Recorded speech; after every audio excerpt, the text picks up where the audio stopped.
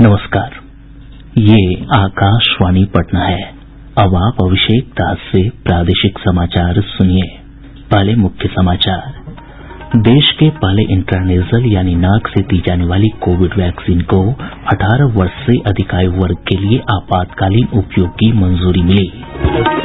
गंगा, सोन, गंडक, बूढ़ी गंडक, कमला बलान और कोसी समेत सभी प्रमुख नदियों के जलस्तर में गिरावट आने के बावजूद प्रदेश में बाढ़ की स्थिति में कोई सुधार नहीं।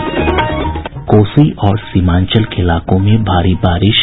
अररिया जिले के अमौर में सबसे अधिक 99.4 मिलीमीटर बारिश दर्ज की गयी।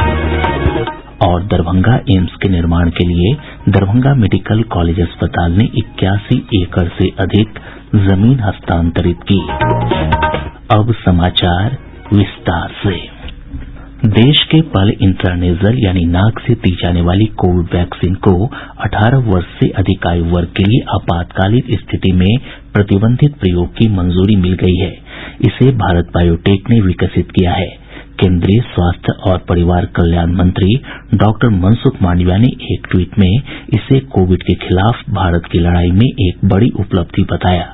उन्होंने कहा कि केंद्रीय औषधि मानक नियंत्रण संगठन ने कोविड के खिलाफ प्राथमिक रोग प्रतिरोधक क्षमता के लिए नेजल वैक्सीन को मंजूरी दी है। डॉक्टर मांडविया ने कहा कि यह कदम महामारी के खिलाफ सरकार के सामूहिक प्रयासों को और मजबूत करेगा। प्रदेश में अब तक 15 करोड़ 21 लाख 23 हजार से अधिक कोविड रोधी टीके लगाए जा चुके हैं। इनमें से 6 करोड़ 64 लाख 90 हजार से अधिक लोगों को टीके की दोनों डोज दी जा चुकी है। वहीं अब तक लगभग 1 करोड़ 25 लाख 78 हजार लोगों को बूस्टर डोज भी लगाई जा चुकी है। इधर देश में कोविड टीकाकरण का आंकड़ा 2 अरब 13 करोड़ 88 लाख को पार कर गया है। गंगा, सोन, गंडक, बूढ़ी गंडक, कमला बलान और कोसी समेत सभी प्रमुख नदियों के जलस्तर में गिरावट आने के बावजूद प्रदेश में बाढ़ की स्थिति में कोई सुधार नहीं है। केंद्रीय जल आयोग से प्राप्त जानकारी के अनुसार गंगा नदी के जलस्तर में कमी देखी जा रही है, लेकिन अब भी नदी का जलस्तर भागलपुर और कहलगांव में खतरे के निशान से ऊपर बना हुआ है।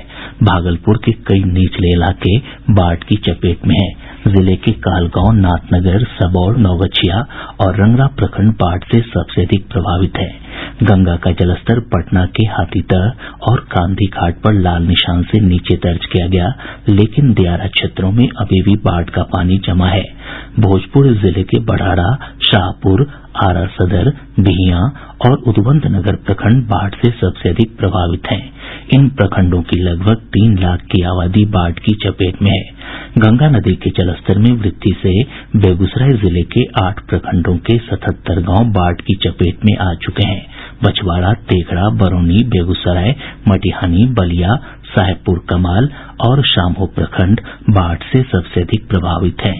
मुंगेर में गंगा के जलस्तर में बढ़ोतरी के कारण जिले के धरहरा, बरियारपुर और सदर प्रखंड में कई पंचायत बाढ़ में डूब चुके हैं। गंडक नदी गोपालगंज के डुमरिया घाट में खतरे के निशान से केवल 10 सेंटीमीटर ऊपर रह गई है। सारण से हमारे संवाददाता ने बताया कि गंडक के साथ साथ गंगा नदी भी उफान पर है। जिले के सोनपुर प्रखंड के सबलपुर पंचायत के कई गांव बाढ़ की चपेट में हैं। वहीं बूढ़ी गंडक नदी के जलस्तर में कमी आ रही है, लेकिन नदी अब भी खगड़िया में खतरे के निशान से 78 सेंटीमीटर ऊपर बनी हुई है। हमारे संवाददाता ने बताया कि खगड़िया अंचल के 22 पंचायत के 42 गांव की 28 हजार से अधिक की आबादी बाढ़ से प्रभावित है।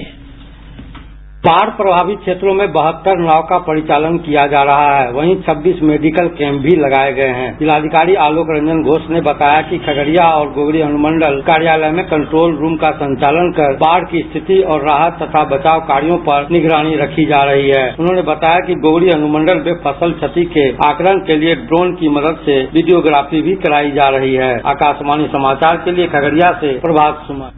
इधर कटिहार से हमारे संवाददाता ने बताया कि जिले के कुर्सेला, मनिहारी, बरारी और अमदाबाद प्रखंड के दर्जनों गांव बाढ़ की चपेट में हैं। बाढ़ के कारण जहां एक ओर फसलों की व्यापक क्षति हुई है, वहीं दूसरी ओर किसानों के समक्ष पशु चारे की भी समस्या उत्पन्न हो गई है। जिलाधिकारी उदयन मिश्र ने राहत और बचाव कार्यों के बारे में जानकारी दी। लगभग 72 सरकारी या प्राइवेट नाव का परिचालन किया जा रहा है मानकों के अनुरूप। इसके अतिरिक्त लगभग 50 जगह पे हम लोगों ने टेम्पररी शौचालय या टेम्पररी ट्यूबवेल्स का निर्माण किया है। सफाई के लिए भी सारी व्यवस्था की जा रही है। मोबाइल मेडिकल कैंप्स चलाए जा रहे हैं, मानवों के लिए भी और पशुओं के लिए भी। इधर कमला बलान नदी का जलस्तर मधुबनी जिले के जयनगर और झंझारपुर में लाल निशान से ऊपर बना हुआ है।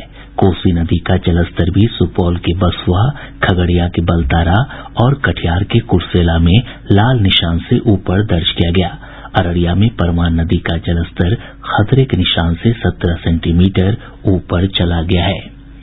आपदा प्रबंधन मंत्री शाहनवाज आलम ने कहा है कि प्रदेश के बाढ़ प्रभावित क्षेत्रों में राहत और बचाव कार्य लगातार चलाया जा रहा है। आज पूर्णिया में संवाददाताओं से बातचीत में उन्होंने कहा कि अधिकारियों को राहत कार्य में तेजी लाने के निर्देश दिए गए हैं। मानसून की सक्रियता के चलते प्रदेश के अधिकतर हिस्सों में बारिश का सिलसिला जारी है। कोसी और सीमांचल के क्षेत्रों में कई स्थानों पर भारी बारिश हुई है। मौसम विज्ञान केंद्र पटना से प्राप्त जानकारी के अनुसार पिछले 24 घंटों के दौरान अररिया जिले के अमौर में सबसे अधिक 99.4 मिलीमीटर बारिश दर्ज की गई। वहीं जिले के नरपतगंज में 98.6 और सुपौल के बसुआ में 97.4 मिलीमीटर बारिश हुई है। मौसम वैज्ञानिक अजीत कुमार सिंह ने बताया कि अगले 24 घंटों के दौरान राज्य के अधिकतर स्थानों पर मेघ गर्जन के साथ हल्की से मध्यम बारिश हो सकती है। इस दौरान वज्रपात की भी आशंका है। अगले 24 घंटों में प्रदेश के उत्तर पूर्व भागों के 1-2 स्थानों पर, उत्तर पश्चिम, उत्तर मध्य और दक्षिण पूर्व भागों के कुछ स्थानों पर एवं दक्षिण पश्चिम, दक्षिण मध्य भागों के अनेक स्थानों पर हल्की से मध्यम स्तर की वर्षा होने का पूर्वानुमान है। साथ ही प्रदेश के उत्तर पश्चिम, उत्तर मध्य और दक्षिणी भागों के 1-2 स्थानों पर आकाशीय बिजली के साथ मेघ गर्जन होने की भी संभावना है। दरभंगा एम्स के निर्माण के लिए दरभंगा मेडिकल कॉलेज अस्पताल ने 81 एकड़ से अधिक जमीन हस्तांतरित कर दी है। डीएमसीएच के प्राचार्य डॉक्टर कृपानाथ मिश्र ने आज विधिवत रूप से एम्स के कार्यपालक निदेशक डॉक्टर माधवानंद कर को भूमि हस्तांतरण संबंधी कागजात सौंपा। भाजपा के वरिष्ठ नेता और केंद्रीय गृह मंत्री अमित शाह 23 सितंबर को पूर्णिया में एक जनसभा को संबोधित करेंगे। पार्टी के प्रदेश अध्यक्ष डॉक्टर संजय जायसवाल ने आज ये जानकारी दी। उन्होंने बताया कि गृह मंत्री जनसभा के बाद सीमांचल के पार्टी कार्यकर्ताओं के साथ बैठक भी करेंगे। जदयू के वरिष्ठ नेता और मुख्यमंत्री नीतीश कुमार ने आज नई दिल्ली में सीपीएम के वरिष्ठ नेता सीताराम येचुरी, सीपीआई के महासचिव टी राजा, दिल्ली के मुख्यमंत्री और आम आदमी पार्टी के वरिष्ठ नेता अरविंद केजरीवाल तथा हरियाणा के पूर्व मुख्यमंत्री ओम प्रकाश चौटाला से भेंट की। बाद में पत्रकारों से बातचीत में श्री कुमार ने कहा कि आगामी लोकसभा चुनाव के लिए विपक्षी दलों की एकजुटता आवश्यक है। उन्होंने कहा कि सभी समान विचारधारा के दल एक साथ हैं। गौरतलब है कि कल मुख्यमंत्री ने कांग्रेस के वरिष्ठ नेता राहुल गांधी और पूर्व प्रधानमंत्री एचडी देवगौड़ा के पुत्र एचडी कुमारस्वामी से मुलाकात की थी। इस बीच जदयू के पूर्व राष्ट्रीय अध्यक्ष आरसीपी सिंह ने नीतीश कुमार की दिल्ली यात्रा पर सवाल उठाया है। श्री सिंह ने आज पटना में पत्रकारों से बातचीत में कहा कि राज्य में कानून व्यवस्था चौपट है, किसानों को खाद नहीं मिल रहा है और मुख्यमंत्री अपनी महत्वाकांक्षा पूरी करने के लिए दिल्ली यात्रा कर रहे हैं। उन्होंने आरोप लगाया कि प्रधानमंत्री पद की चाह में नीतीश कुमार बिहार में अराजकता को बढ़ावा दे रहे हैं। भाजपा के वरिष्ठ नेता और केंद्रीय मंत्री अश्विनी कुमार चौबे ने मुख्यमंत्री नीतीश कुमार पर भ्रष्टाचारियों को संरक्षण देने का आरोप लगाया है। आज बक्सर में पार्टी पदाधिकारियों की बैठक में उन्होंने कहा कि बिहार में जब से महागठबंधन सरकार बनी है तब से अपराध का ग्राफ बढ़ा है। श्री चौबे ने कहा कि राज्य में बाढ़ और सुखाड़ की समस्या है, लेकिन मुख्यमंत्री इस पर ध्यान देने की जगह राजनीतिक पर्यटन में लगे हैं।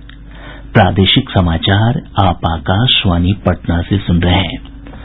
रिजर्व बैंक के गवर्नर शक्तिकांत दास ने कहा है कि भारत की अर्थव्यवस्था इस वर्ष विश्व की सबसे तेज गति से विकसित हो रही अर्थव्यवस्था मानी जा रही है। श्री दास ने कहा कि जहां विश्व की अन्य प्रमुख अर्थव्यवस्थाओं को मंदी का सामना करना पड़ सकता है, वहीं भारतीय अर्थव्यवस्था में बढ़ते विदेशी निवेश और भारतीय शेयर बाजारों में विदेशी निवेशकों की बढ़ती खरीदारी के कारण मजबूती है। केंद्रीय शिक्षा राज्य मंत्री अन्नपूर्णा देवी ने कहा है कि राष्ट्रीय शिक्षा नीति 2047 तक भारत को विकसित राष्ट्र बनाने के प्रधानमंत्री नरेंद्र मोदी के पंचप्रण को पूरा करने में मुख्य पहल है। उन्होंने आज नई दिल्ली में शिक्षक पर्व 2022 के उद्घाटन के अवसर पर ये बात कही। शिक्षा राज्य मंत्री ने इस अवसर पर शिक्षा और कौशल विकास से संबंधित अनेक नई पहल का भी शुभारंभ किया। निगरानी जांच ब्यूरो की टीम ने गया जिले के डुमरिया प्रखंड कार्यालय में पदस्थापित आवास सहायक मनीष रंजन को 20,000 रूपये रिश्वत लेते रंगे हाथ गिरफ्तार किया है। गिरफ्तार आवास सहायक 1 लाभुक से घूस ले रहा था। केंद्र सरकार ने YouTube पर चल रहे उस वीडियो को गलत बताया है जिसमें दावा किया जा रहा है कि प्रधानमंत्री कन्या आशीर्वाद योजना के तहत सभी बेटियों को प्रति महीने 5,000 रूपये दिए जाएंगे। पत्र सूचना कार्यालय PIB ने इस खबर को फर्जी बताते हुए कहा है कि केंद्र सरकार ऐसी कोई योजना नहीं चला रही है। पटना उच्च न्यायालय ने गया के अनुग्रह नारायण लॉ कॉलेज और बक्सर के जननायक कर्पूरी ठाकुर लॉ कॉलेज में सत्र 2023-24 के लिए छात्रों को नामांकन लेने की अनुमति दे दी है। एक जनहित याचिका पर सुनवाई करते हुए मुख्य न्यायाधीश संजय करोल की खंडपीठ ने कहा कि यदि कॉलेज BCI द्वारा निर्धारित मानकों को पूरा करता है तो छात्रों का नामांकन होगा। बिहार विद्यालय परीक्षा समिति ने DLED की संयुक्त प्रवेश परीक्षा की तिथि जारी कर दी है। ये परीक्षा 14 से 20 सितंबर तक होगी। ऑनलाइन प्रवेश पत्र जारी कर दिया गया है। पटना जिले के मनेर प्रखंड अंतर्गत शेरपुर के पास गंगा नदी में हुए नौ हादसे में 10 लापता लोगों में से 3 का शव बरामद कर लिया गया है। 7 अन्य लोगों की तलाश अब भी जारी है। मुंगेर जिले में रंगदारी के मामले में एक रेल कर्मी की पिछले दिनों हुई हत्या के मामले में पुलिस ने 2 अपराधियों को गिरफ्तार कर लिया है। समस्तीपुर जिले के उजियारपुर थाना के पचपैका गोही गांव स्थित एक तालाब में स्नान के दौरान 2 किशोरों की डूबकर मौत हो गई।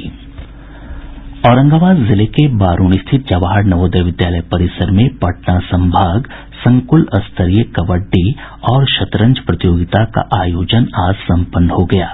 प्रतियोगिता में 306 छात्र छात्राओं ने हिस्सा लिया। इनमें कबड्डी के 54 और शतरंज के 30 खिलाड़ियों का चयन राज्य और राष्ट्रीय स्तर की प्रतियोगिता के लिए किया गया। और अब अंत में मुख्य समाचार एक बार फिर।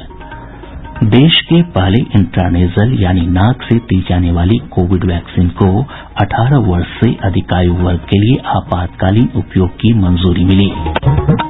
गंगा, सोन, गंडक, बूढ़ी गंडक, कमला बलान और कोसी समेत सभी प्रमुख नदियों के जलस्तर में गिरावट आने के बावजूद प्रदेश में बाढ़ की स्थिति में कोई सुधार नहीं।